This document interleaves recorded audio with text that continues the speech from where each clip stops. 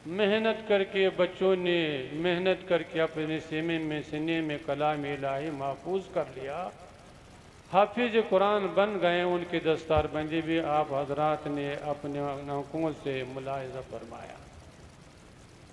अल्लाह जल्ल शानहू आपके और हमारे समाज को भी कबूल फरमाएं और यहाँ के मुदर्रिसीन की, अराकीन की और आपके ताउन को भी कबूल फरमाएं।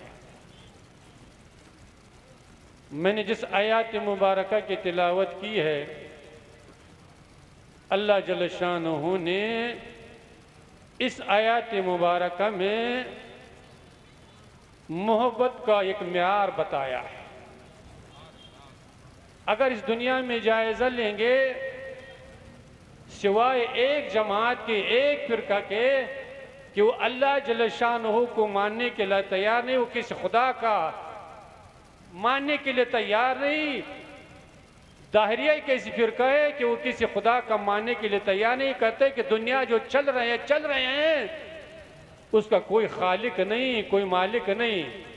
बाकी जितनी भी दुनिया में फिरके हैं, चाहे यहूदी हो, चाहे नसरानी हो, चाहे मुसलमान हो, चाहे मुशरिक हो, हर फिरका, हर जमात अल्लाह जल्ल शानहू को मानता है। सिर्फ मानता ही नहीं बल्कि उससे मोहब्बत का भी इजहार करता है। और मोहब्बत का इजहार तो यहूदी भी करता है अल्लाह से, नसरानी भी करता है, मुशरिक भी करता है, मुसलमान भी करता है। लेकिन अल्लाह के नज़दीक कौन सा मोहब्बत मोतबर है, कौन सा मोहब्बत अल्लाह के बारगाह में कबूल है, किस मोहब्बत से इंसान को निजात मिलेगा, कामयाबी मिलेगा, इसको अल्लाह जल्ल शानहू कुरान हकीम के अंदर इरशाद फरमाए। मोहब्बत का दावा तो सभी करते हैं। अल्लाह, यहूदी भी अल्लाह को मानते हैं और अल्लाह से मोहब्बत का इजहार करते हैं।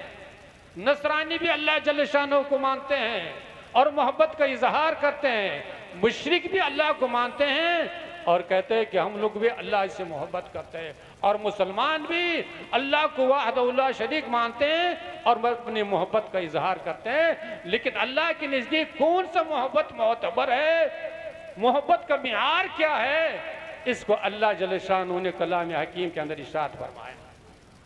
अल्लाह जल्ल शानहू इरशाद फरमाता है, कुल, ए महबूब, अपने मानने वालों से कह दीजिए, क्या इन कुंतुम तुहिब्बून अल्लाह फत्तबिऊनी, अगर तुम अल्लाह से मोहब्बत करना चाहते हो, अल्लाह को राजी करना चाहते हो, जन्नत चाहते हो, अल्लाह की रहमतों को चाहते हो, दुनिया व आखिरत की कामयाबी चाहते हो, तो क्या करना होगा, फत्तबिऊनी, मेरी इत्तिबा करो। सुभान अल्लाह। तो मालूम क्या हुआ कि मोहब्बत का मियार क्या है, मोहब्बत का तरीका क्या है, कौन सी मोहब्बत में कामयाबी है। इसको अल्लाह जल्ल शानहू ने फरमाया कि अगर तुम हुजूर की इत्तिबा करोगे, इताअत करोगे, हुजूर की सीरत पर अपनी जिंदगी को बनाओगे, तो क्या होगा, युहिब्बुकुमुल्लाह, अल्लाह जल्ल शानहू तुमसे मोहब्बत करके रहेगा। अल्लाह जल्ल शानहू तुमको अपने रहमतों से मुस्तफिद करके रहेगा। अल्लाह जल्ल शानहू तुमको दुनिया व आखिरत की कामयाबी दे करके रहेगा। तो मालूम हुआ कि मोहब्बत वही मोहब्बत मोतबर होगा जिसका म्यार अल्लाह जल्ल शानहू ने मुकर्रर किया है। और वो म्यार क्या है, हुजूर की इत्तिबा, हुजूर की इताअत, हुजूर की अजमत को, हुजूर की मोहब्बत को दिल में रख करके अगर आप मोहब्बत का इजहार करेंगे तो इंशाअल्लाहुल अजीज यही मोहब्बत, आपकी ये मोहब्बत अल्लाह की रहमतों का जरिया बनेगा। यही मोहब्बत आपको दुनिया व आखिरत की कामयाबी का जरिया बनेगा। यही मोहब्बत आपको जन्नत में दाखिल होने का जरिया बनेगा। यही मोहब्बत क्या होगा, अल्लाह भी राजी होगा, अल्लाह के रसूल भी राजी होगा। सहाबा किराम ने कैसे मोहब्बत की है, हदीस पाक में आता है कि जब मक्का फतह हो गया, जब मक्का फतह हो गया तो मुख्तलिफ तरीके से सहाबा किराम मक्के में दाखिल हो रहे हैं। अपनी कौम का, अपने कबीले का झंडा लेकर के चारों तरफ से मक्के में दाखिल हो रहे हैं। एक तरफ से अल्लाह के रसूल सल्लल्लाहु ताला अलैहि वसल्लम और सहाबाए किराम मक्के में दाखिल हो रहे हैं, जा रहे हैं। एक साहबी क्या कर रहे हैं, कभी हुजूर के सामने में चलते हैं, कभी हुजूर के दाहिने चलते हैं, कभी हुजूर के बाएं चलते हैं, कभी हुजूर के पीछे में चलते हैं। जब इसकी हरकत पर हजरत उमर फारूक रज़ियल्लाहु ताला अन्हु की नजर पड़ी तो अल्लाह के रसूल में खड़े हो कि या रसूल अल्लाह, इजाजत दीजिए कि इस शख्स को मैं सर कलम कर दूं। क्यों? इसलिए कि हुजूर की गुस्ताखी कर रहा है, हुजूर के सामने में चल रहा है, हुजूर के दाहिने चल रहा है, हुजूर के बाएं चल रहा है।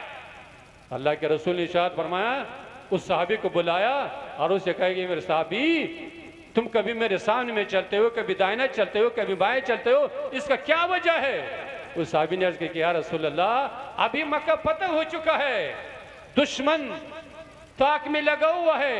जब मुझे एहसास होता है कि हुजूर पर दाहिने तरफ से हमला हो सकता है तो मैं हुजूर के दाहिने तरफ चलता हूँ, ताकि वहां से अगर कोई तीर चले, नेज़ा चले, तलवार चले, हुजूर तक न पहुंच सके बल्कि मेरे जिस्म में पैवस्त हो जाए।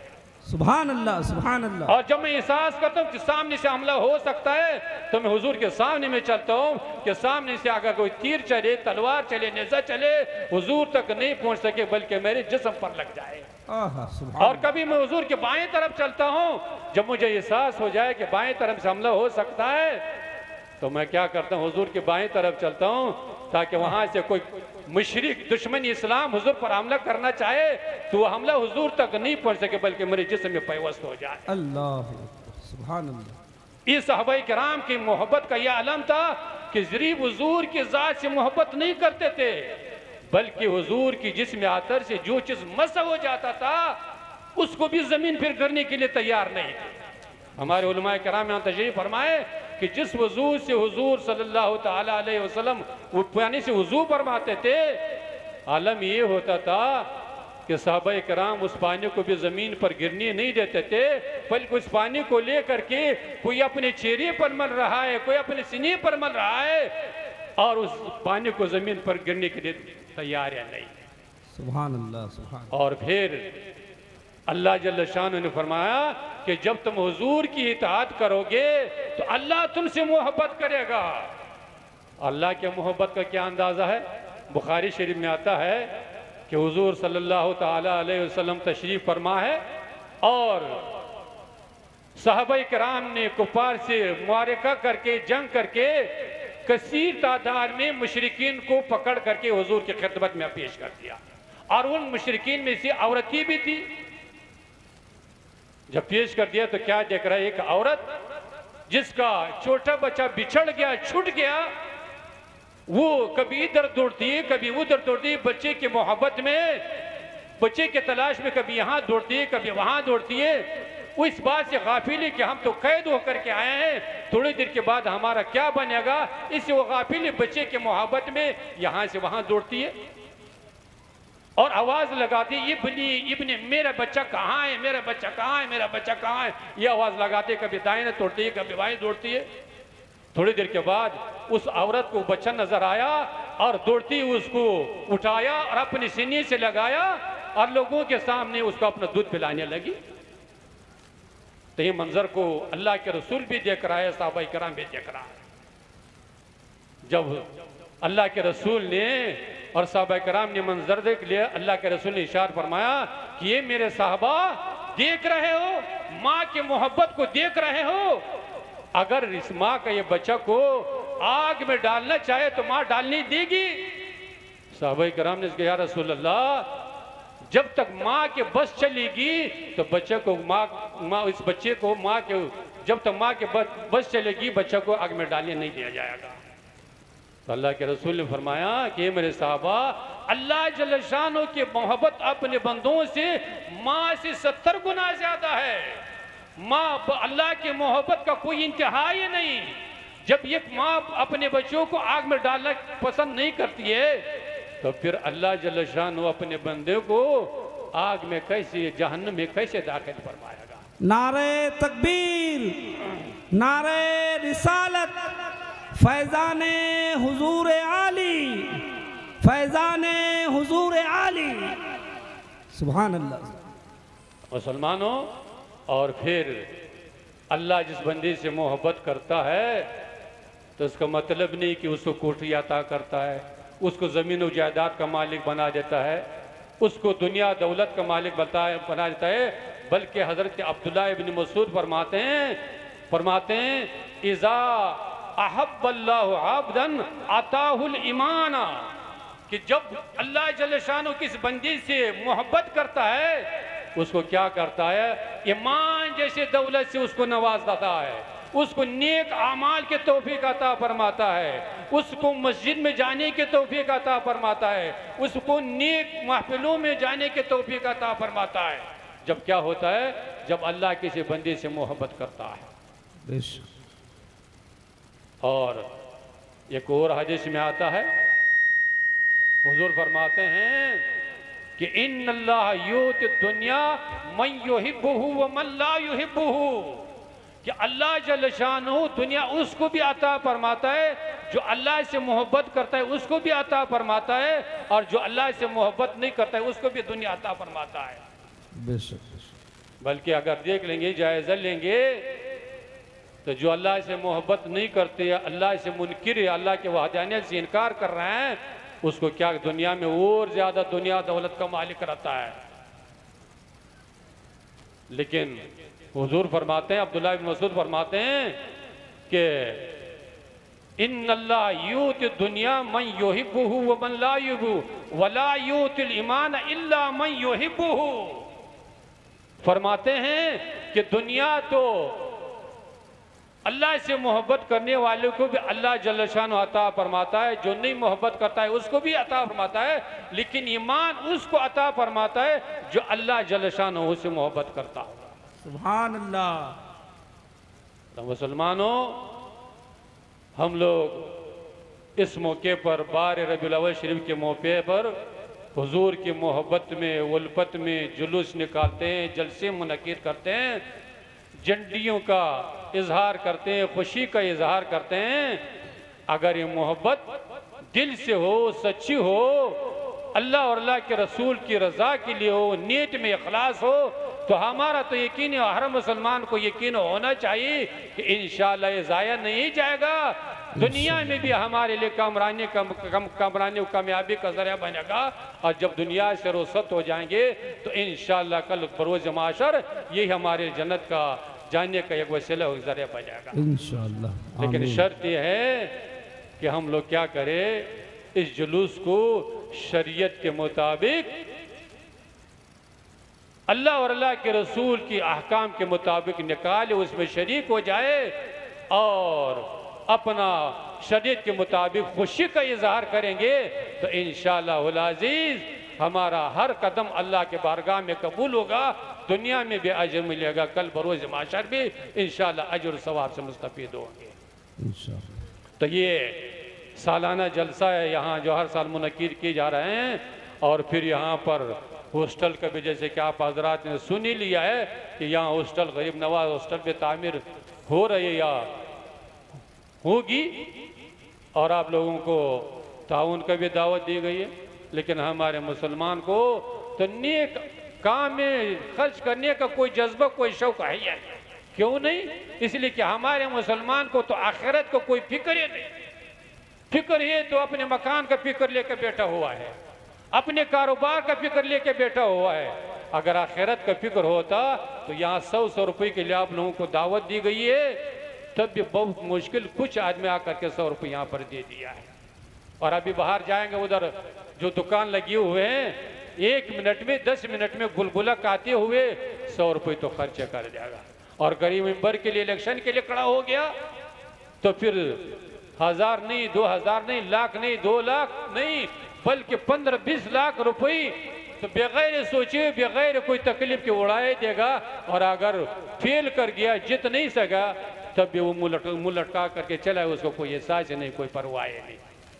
तो मुसलमानों, ये दीनी इदारे, ये मदरसे कोई मामूली मत समझिए। ये जो आपकी मस्जिद आबाद है, इन इदारों से आबाद है।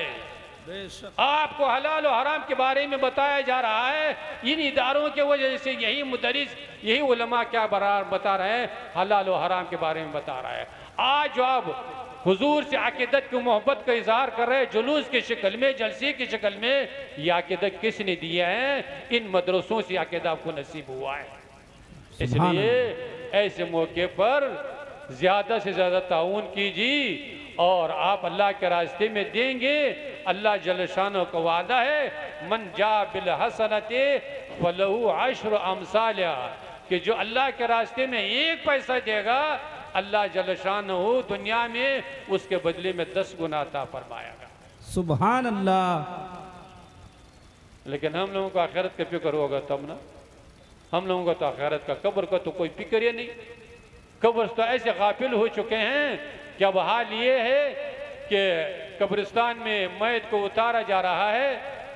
हमारे वहाँ मुसलमान खड़े, कोई सियासत में अपना गुफ्तगू कर रहा है, कोई मोबाइल चल रहा है, कोई ऐसे ही मजाक कर रहा है। उस कब्र का कोई खौफ उसके दिल में है या नहीं?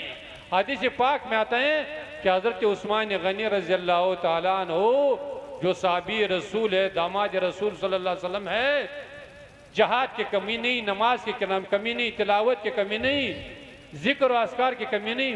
कहते हैं कि जब वो किसी कब्रिस्तान से गुजरते थे, उस कब्र की तन्हाई को, अंधेरे को याद करके इतना रोते थे कि आपके आंसू मुबारक से दाढ़ी तर हो जाता। अल्लाह। क्यों? इसलिए कि उन लोगों में क्या थी? खशियत इलाही दिल में थी। कब्र का, आखिरत का खशियत उनके दिल में थी। और हमारे और आपके दिल में क्या है? आखिरत का कोई फिक्र नहीं, कोई तस्वुर नहीं, कोई खशियत इलाही हमारे दिल में है नहीं। हमारे दिल 24 घंटे क्या है? सियासत है, दुनिया है, दौलत है, कारोबार है, ये इसको कैसे परेशान करेंगे, उसको कैसे परेशान करेंगे, यह हमारे दिल दिमाग में बसा हुआ है और इसी पर हमारी ज़िंदगी बसर हो रही है। इसलिए मुसलमानों, ये ज़िंदगी हमेशा की ज़िंदगी नहीं, ये ज़िंदगी अमल की ज़िंदगी है। अल्लाह ने दुनिया दौलत दिए हैं, ये इसलिए नहीं दिए कि आप आयश व अशरत कीजिए, अपना जायज़ में खर्च कीजिए। कल बरोज़ माशर, हदीस पाक में आता है कि कल बरोज़ माशर हर इंसान को बारगाह इलाही में पेश किया जाएगा और उससे 4 सवाल पूछे जाएंगे।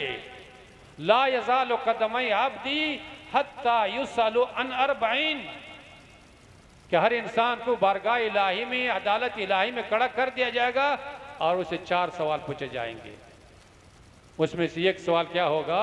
अनमालिही बिमा अपना, कि तुमको जो माल दिया गया था, लाखपति करोड़पति जो बने हुए थे, ये माल कहाँ पे खर्च किया है? आज तो मांग मांग करके आप 100 रुपये देने के लिए तैयार नहीं। कल इस माल का बारगाह इलाही में जवाब देना पड़ेगा कि मदरसे देने में खर्च किया, किसी यतीम बच्चे की शादी में खर्च किया है, मस्जिद में खर्च किया है, अल्लाह के रास्ते में खर्च किया है, कि आयश व अशरत में खर्च किया है, मकान और दुकान में खर्च किया है। अगर अपने अल्लाह के रास्ते में खर्च किए होंगे तो ये नहीं कि उसका जवाब देना है, बल्कि क्या मिलेगा?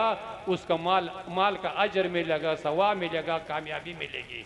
अगर यही माल मदरसे में नहीं दिया है, मस्जिद में नहीं दिया है, अल्लाह के रास्ते में नहीं दिया, तो उसका माल का क्या होगा? जवाब देना ही पड़ेगा।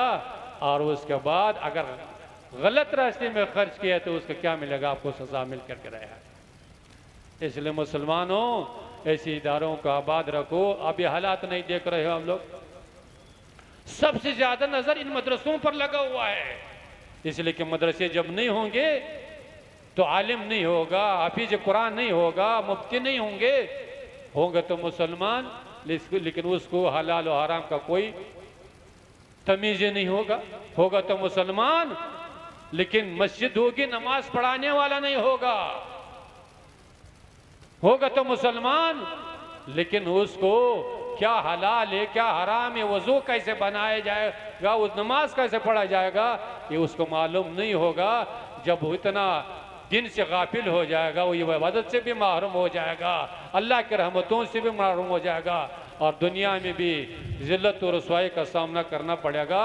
और इस साल में अगर दुनिया से रुस्खत हो गए तब हर मंजिल पर नाकामी मिलेगी, अल्लाह भी नाराज़ होगा, अल्लाह के रसूल भी नाराज़ होगा।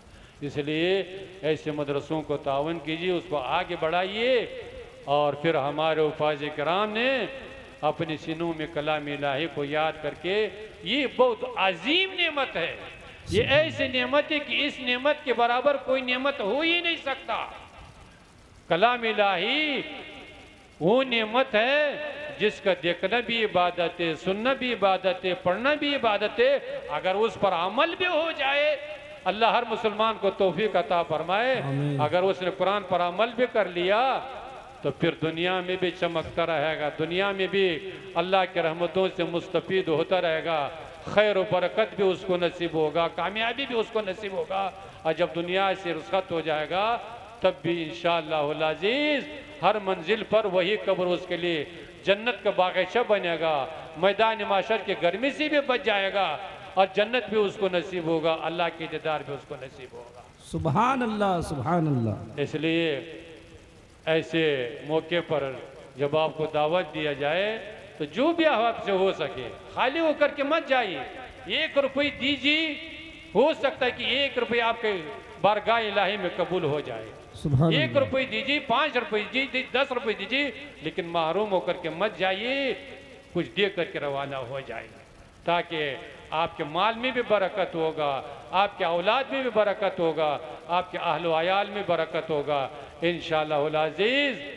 अगर आप ताउन करेंगे तो हमारे इदारे चलते रहेंगे, बढ़ते रहेंगे, हॉस्टल भी बनेगा और हमारे जैसे अभी 6-7 हुफ़ाज़ किराम की दस्तारबंदी हुई, ऐसे सिलसिला चलता रहेगा।